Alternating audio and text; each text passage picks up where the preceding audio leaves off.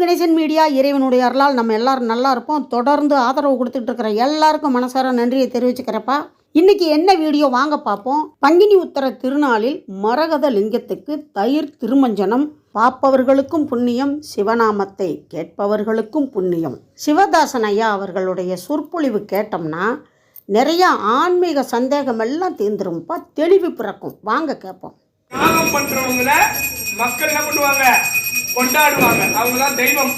மனிதனாய் வாழ்ந்து தியாகம் பண்ணி தெய்வ நிலையை அடையக்கூடியவர்.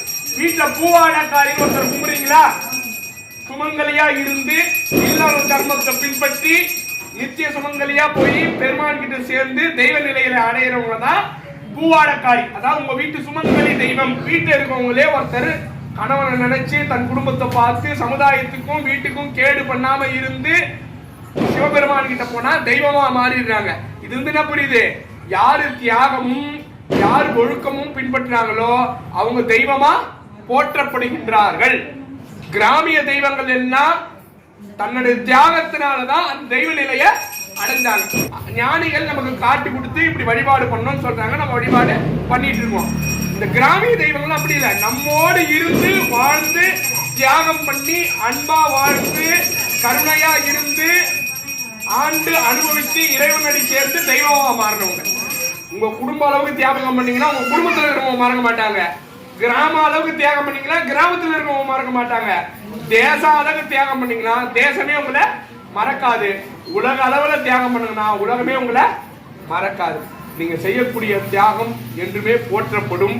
உங்களை இறைநிலைக்கு கொண்டு செல்லும். வாழ்த்துக்கள். திருச்சிற்றம்பலம். சிவாய நமவோம் சிவாய நமவோம் சிவாய நமவோம் சிவ சிவ சிவ சிவ சிவாய நமவோம் சிவ சிவ சிவ சிவ சிவாய நமவோம் சிவ சிவ சிவ சிவ சிவாய நமவோம் சிவ சிவ சிவ சிவ சிவாய நமவோம் சிவ சிவ சிவ சிவ சிவாய நமவோம் ஹராய நமவோம் சிவாய நமவோம் சிவ சிவ சிவ சிவ சிவாய நமவோம் சிவ சிவாய நமவோம் சிவாய நமவோம் ஹராய நமவோம் சிவ சிவ என்கிற தீவினையாளர் சிவ சிவ என்கிற தீவினையாளர் சிவ சிவ என்றிட தீவினை மாறும் சிவ சிவ என்றிட தீவினை மாளும் சிவ சிவ என்றிட தேவருமாவர் சிவ சிவ என்றிட தேவருமாவர் சிவ சிவ என்றிட சிவகதி தானே சிவ சிவ என்றிட சிவகதி தானே. என்னப்பா சிவ சிவ என்கிற தீவினையாளர். நல்லவர் இருக்காங்கல்ல, அவங்க வாயில நல்ல வார்த்தை வரும். கெட்டவன் வாயில கெட்ட வார்த்தை. நீ நல்லவனா கெட்டவனான்னு ரொம்ப பெரிய ஆராய்ச்சி எல்லாம் பண்ண வேணாம். உன் வாயில பொல்லாத வார்த்தை, பொறாம வார்த்தை, பிறரை திட்டுறது, பின்னாடி பேசுறது, பொய் வார்த்தை, வஞ்சக வார்த்தை, இந்த மாதிரி ஏதாவது உங்கள்கிட்ட வருதுன்னா நீ நினைச்சுக்கோ, நீ சரியில்லை, நாம இன்னும் மாறணும் அப்படின்னு. சாமி இப்படிலாம் நான் இருக்கிறேன் என்ன சாமினா, எப்ப நீ சரியில்லைன்னு தெரிஞ்சிருச்சோ அப்பயே சரியா போறதுக்கான முதல் அடியை நீ எடுத்து வைக்கிறேன்னு அர்த்தம். தப்பு பண்றவன போய் கேளுங்களா, நான் சரியா தான் இருக்கேன், அவன் சரியில்லை, அவனை அடக்குயா, அவனை அடக்கு. என்ன எனக்கு உபதேசம் பண்ணாத, நான் கரெக்டா தான் இருக்கேன், என் மேல குற்றம் இல்லை, நான் அப்படிதான் பண்ணுவேன், நான் அவன் தான் சரியில்லை அப்படின்னு பேசுவானே தவிர, தெரிஞ்சா கூட நான் அப்படிதான் இருப்பேன், கரெக்டாதான் பண்ணுவேன், அவன் திட்டிட்டு தான் இருப்பேன், நான் கேட்டவன் தான்யா, தெரிஞ்சே பண்ணுவோம். கரெக்டுங்களா? அப்ப இது எப்படிப்பட்ட அறியாமைனா, நாம தப்பு பண்றோம் முழுமையா உணராம இருக்கக்கூடிய நிலை. நம்ம தப்பு பண்றோம், நம்ம பேசுறது தப்புன்னு நினைக்கிற பாத்தியா, அதுதான் நீ மாறுறதுக்கான முதல் அடி அங்க வைக்கிற. அந்த முதல் அடி எடுத்த உடனே முயற்சி பண்ணுவேன், எடுத்தோன்னு வெற்றி ஆயிடுமா? வெற்றி ஆகாது. 1-2 பேருக்கு சாத்தியமா இருக்கலாம், பல பேருக்கு ஆகும் தோல்விதான். எத்தனையோ வாட்டி சாமி நான் பொய் பேசக்கூடாதுன்னு நினைக்கிறேன், கோவப்படக்கூடாதுன்னு நினைக்கிறேன், ஆனா எனக்கு தெரியுது, ஆனா அந்த நேரத்துல என்னால ஒண்ணுமே பண்ண முடியல, நான் ஏதோ என்ன மீறி நான் பேசிடுறேன், அப்புறம் பேசிட்ட மாதிரி வருத்தப்படுறேன் சாமி. நிறைய பேர் சொல்லியிருக்காங்க. அவன் வந்து ப்ராசஸ்ல இருக்கான். அதுல இருந்து விடுதலையா வரக்கூடிய ப்ராசஸ்ல இருக்கிறான். அவன் பாதையில தான் போறான். அவன் பாதையை விட்டு விலகல. அவன் நினைச்சிருக்கான் நம்ம தோல்வி அடைகிறதுனால நம்ம வந்து சரியில்லை, ப்ராசஸ் தெரியல. கரெக்டா போயிட்டு இருந்துச்சு. அவன் ஃபீல் பண்றான் பாரு, நான் வந்து தப்பா இருக்கிறேன்றத அவன் ஃபீல் பண்ணிட்டான். அந்த முயற்சி வந்து அப்படியே போய் போய் போய் அந்த பொய் சொல்றதும் கோவமும் படிப்படியா ஒரு நேரத்துல ஆயிடும், கம்மி ஆயிடும்.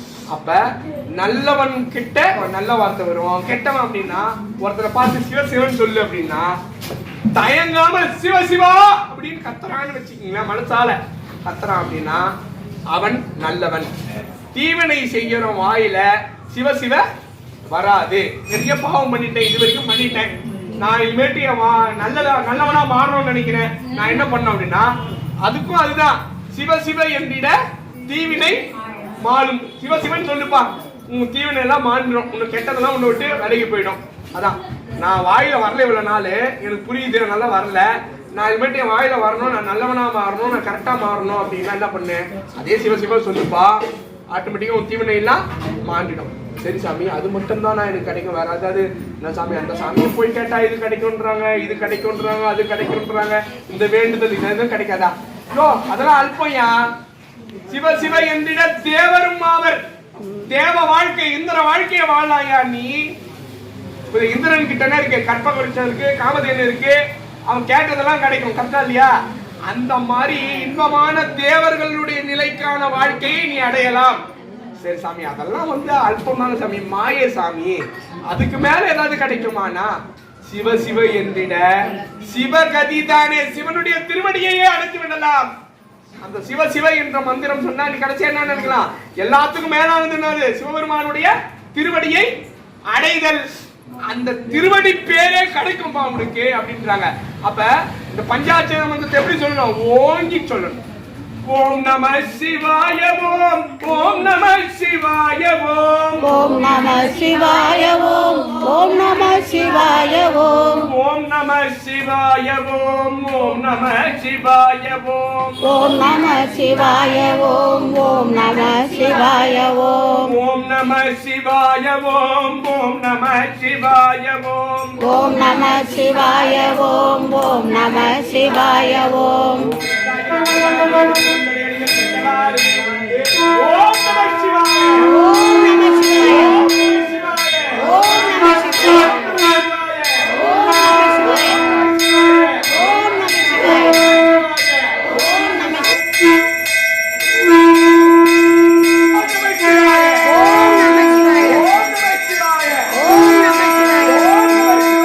ஓம் நம சிவாய. பௌர்ணமி பங்கினி உத்திரம் இந்த திருநாளில் மரகத லிங்கத்துக்கு தயிர் திருமஞ்சனம் செய்யும்போது அவ்வளவு நல்லதாம். கல்யாண தடை நீங்குமாம், குழந்தை வரம் கிடைக்குமாம். ஐயா நிறைய விஷயங்கள் சொன்னாங்க.